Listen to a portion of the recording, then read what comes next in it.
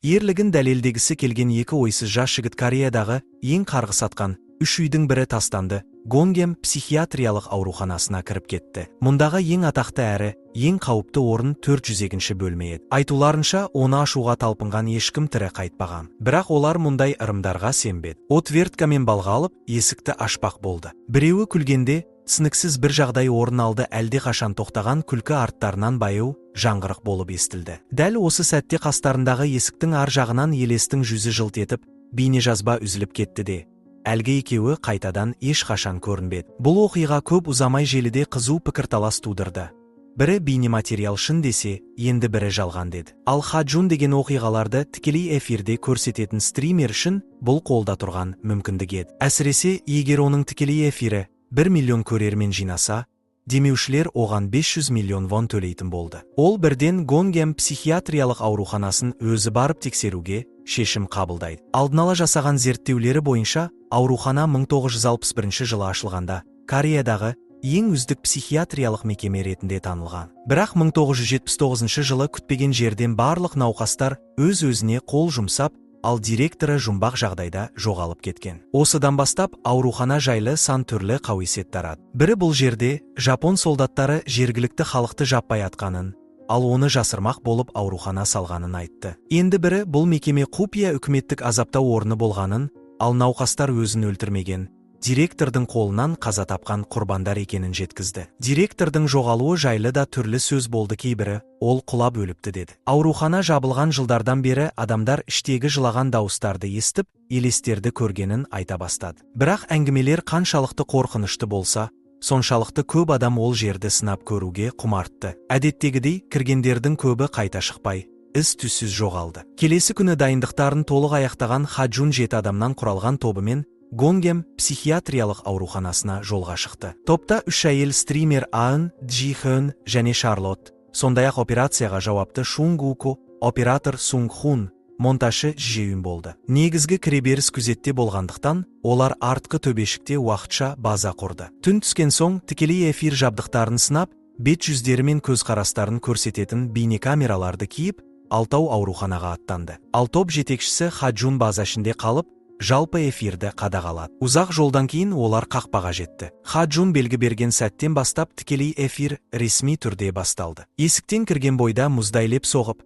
қабырғалардағы граффити үрейлі атмосфераны күшейтті. Шарлотт арнайы дайындаған қасиетті суын шығарып, жан-жаққа камера қойды. Осы кезде жүргізуші рөлін алған Шунг Угу жоспарды түсіндіріп жатқанда, кенеттен қатты дыбыс шығып, артындағы есік өздігінен жабылды. Бұл директордың кеңсесі болатын. Барлығы шошып қалғанымен, эфир көрермендерінің саны өсетінін ойлап, одан сайын қызыға түсті. Шунг Угу оларды ішке бастап кірді.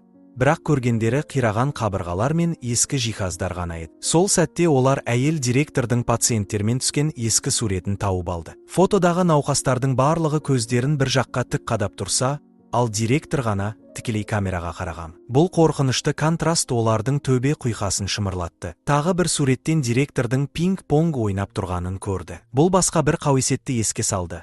Аурухана ішінде пинг-понг добының тықылы естілетін, ол директордың елесі деген сөз бар еді. Осы әңгімені айтып үлгермей, төбеден бір уыс шаш гүрсетіп құлап түсті. Қорқыныштан қатып қалғанымен, тікелей эфир көрермендері күрт көбейді. Шунг Уку тынышталған соң келесі жоспарды айтты.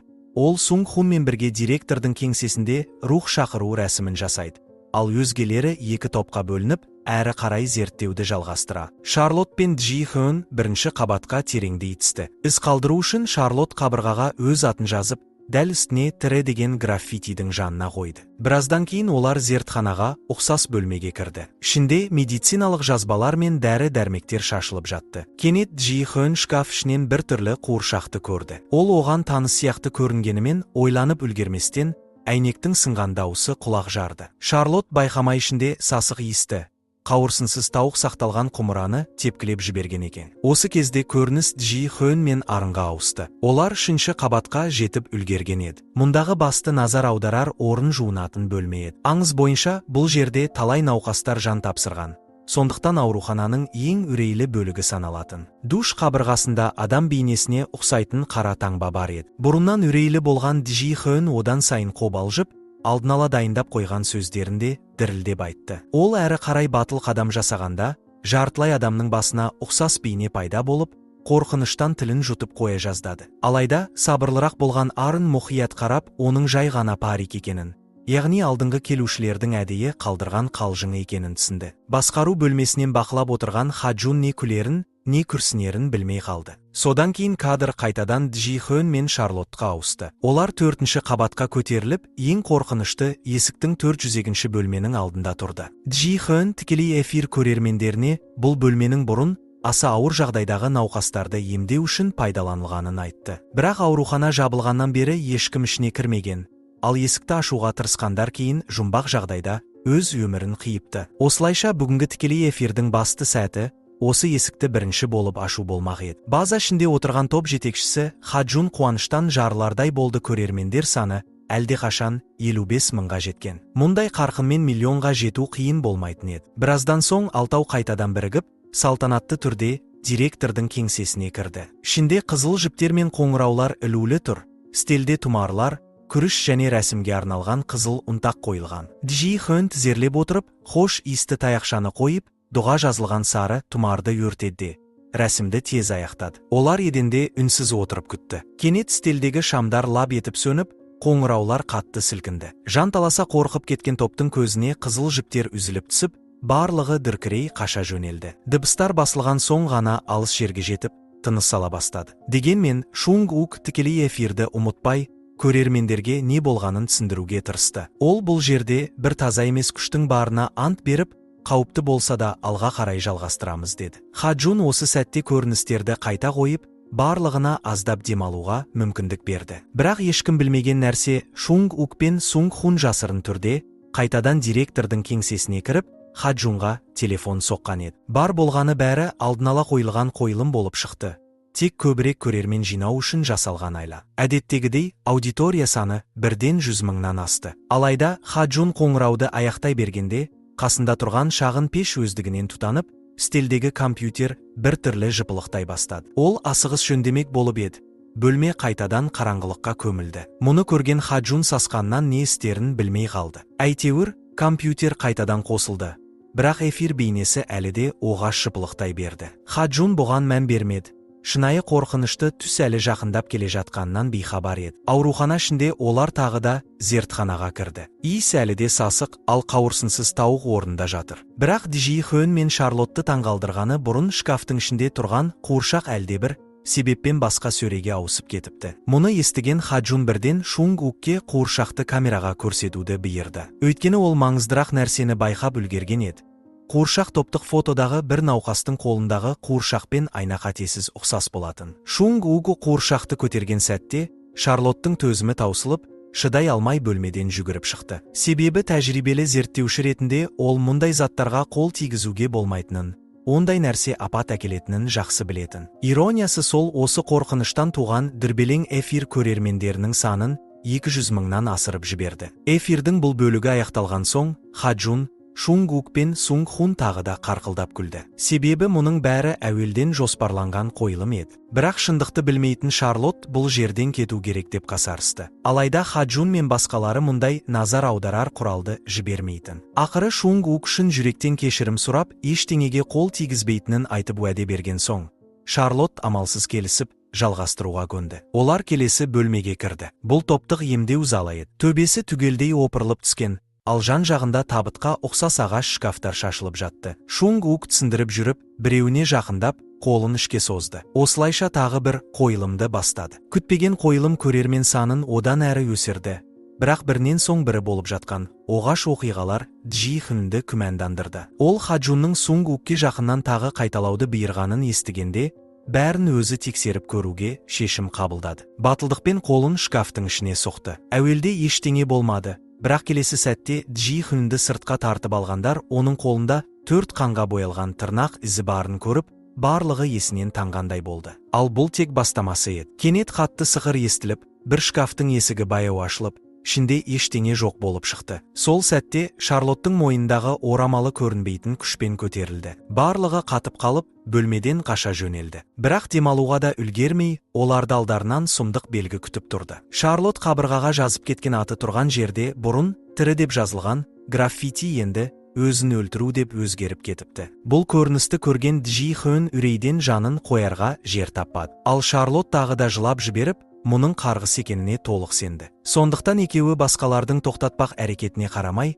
еш ойланбастан шапшаң сыртқа қашып шықты. Басқа жақта Хаджун да аң-таң болды, өйткені ол бұл түсініксіз көріністі бейнетаспа қайта ойналғанда өз көзімен көрді. Бірақ Сунг Ук пен Сунг Хун сұрақ қойғанда, ол пайдасын ойлап, сабырлы түрде Джи Хön қателескенін айтты. Оның сөзінше, қабырғадағы жазу бұрыннан өзін өлтіру болған. Сол сәтте адам табиғаты айқын көрінді. Ол екеуін жалғастыруға көндірген соң, Хаджун бейнежазбадан одан да қорқынышты нәрсені байқап қалды.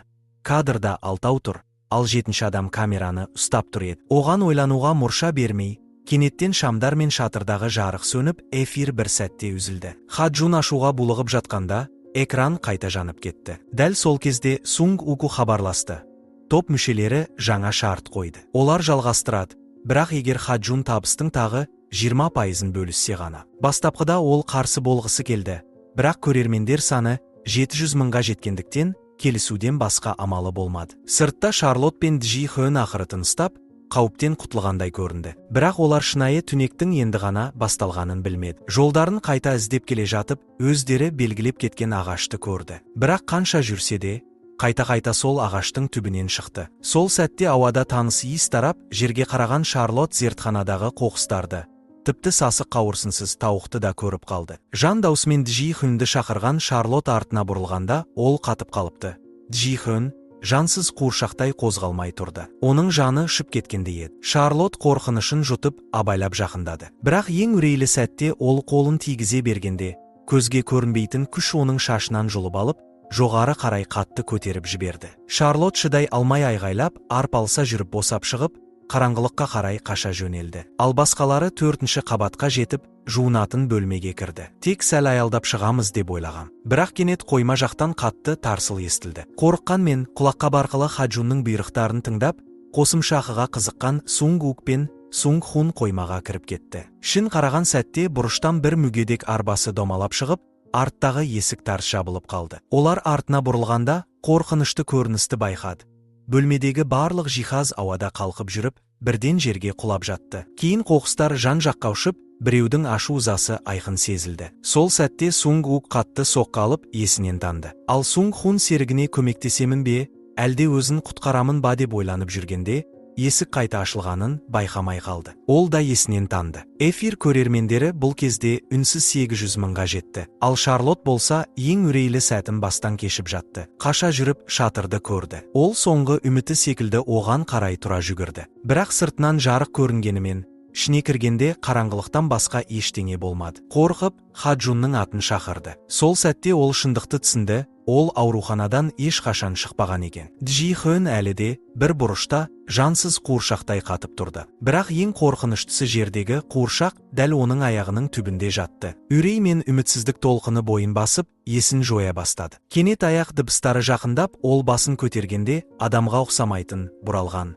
сұмдық құбыжықты көрді. Денесі мұз болып қатып, демі де тоқтап қалғандай болды. Қасында тұрған есікті ашпақ болып әрекеттенгенде, құбыжық оның әр қимылына ілесіп, қапталдап жылжып отырды. Ақыры есікке жетіп, дірілдеген қолын созды. Бірақ ол мықтап жабық екен. Шексіз азап пен қасірет Шарлотқа төзгісіз болып, ол бар күшін салып есікті ұра бастады. Жан даусымен көмекке шақырды. Басқа жақта ес-түссіз жатқан Сунг Хун ақырын көзін ашып, жанталасып 4-ші қабатқа қарай жүгірді. Ол Джи Хön мен аңға бәрінен қашып құтылыңдар деп ескерткісі келді. Ал дәл сол кезде олар әлі де 402-ші бөлменің есігін кесіп ашуға тырысып, басқалардың бастан өткерген сұмдықтарын білмейтін. Сунг Хун эфирді үзбек болғанда, Хаджун абдырап қалды. Көрермендер саны 990 мыңға жеткен еді.